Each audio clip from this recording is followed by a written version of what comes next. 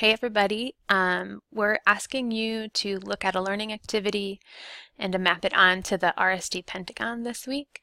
So we just wanted to give you a couple examples of how that might look. So I'm going to talk you through a lecture that I give to English 101 students as a librarian when they're just starting to look for information for a research project. And then I'll show you how I might relate that to the RSD facets on the pentagon, and then use that information to discover maybe where I'm making assumptions in my teaching.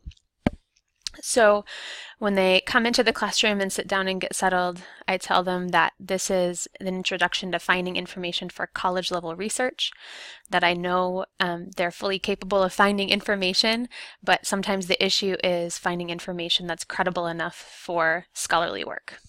So I get them started by asking some questions, and I tell them that I know that the answers are obvious, but that they have to be able to articulate why they would answer that way. And the first question is, if you had a sore throat and you wanted to know if you had mono, would you ask a friend or a doctor? And I make them vote with their hands, and then I make them tell me why. And of course, this one's really obvious, so they pretty much agree on the doctor unless I get a sassy one, which is super fun. And I just remind them that when they're looking for information, they need to ask the question, is this person qualified to speak on the topic that I'm investigating? The next question is, they're trying to spend a whole lot of money, and they want to make that decision based on Consumer Reports or based on a commercial that they see. And so this one again it's a little less, it's very obvious because the commercial right away they understand that there's marketing bias in that. They don't always know what Consumer Reports is and why that's better. So we talk a little bit about bias and just motives for giving information in general and how those vary depending on the circumstances. So then I just kind of summarize these criteria to look for. So we talked about authority and we talked about bias. I talk a little bit more about accountability. Is there any accountability system in place?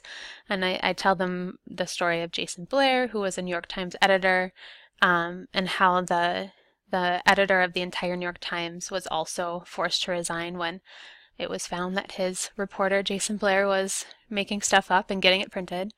So just looking for accountability systems in general.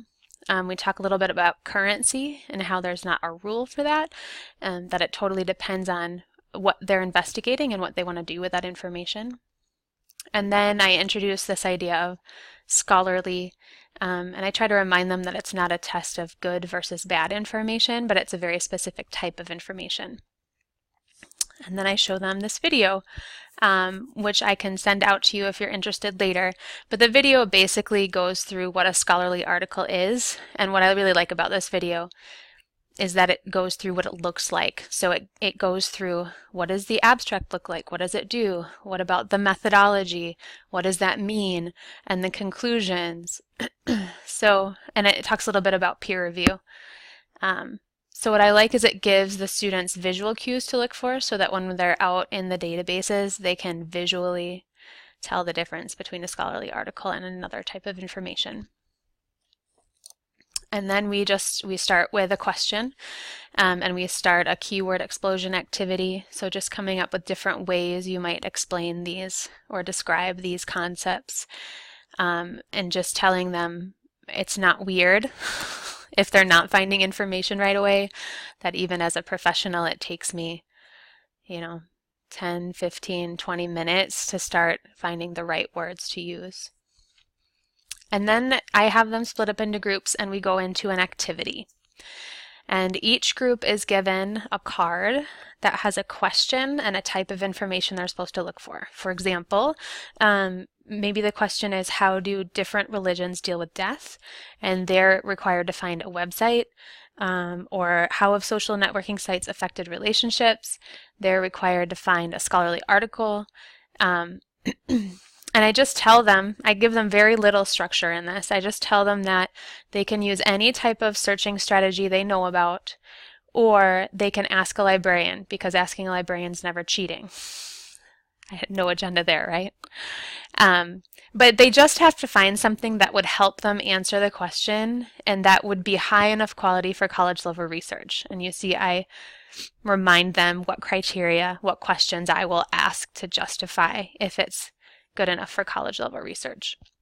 And then they split up into groups and they work on that. And toward the end of class, I have each group come up and show us kind of how they searched, where they searched, and what they found. And justify why it's good enough for college level research. So as they work in their groups, that's when I'm very active in giving them some feedback about how they're searching.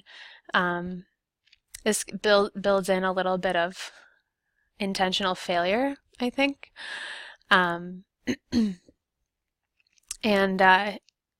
Excuse me. And that's when I start asking those questions to really get them thinking about the criteria as it pertains to whatever they're looking at, so applying that criteria. So how does this look when we take a look at the pentagon? Let me switch screens. Okay, so thinking about the learning activity I just described, what does it look like based on the RSD pentagon? Well, the embark and clarify is totally prescribed. The questions are given to each group. They are responsible to clarify those questions. So sometimes they'll ask me things like, is it any social networking site? Well, you get to choose because you get to scope your own question.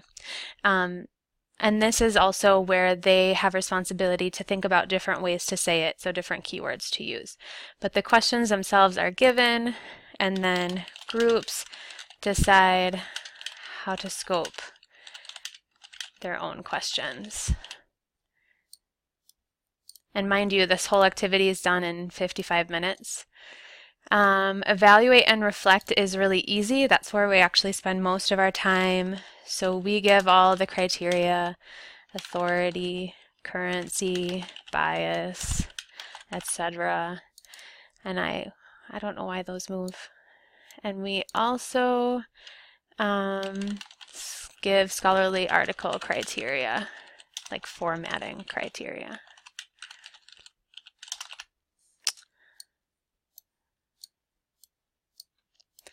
Okay, the find and generate.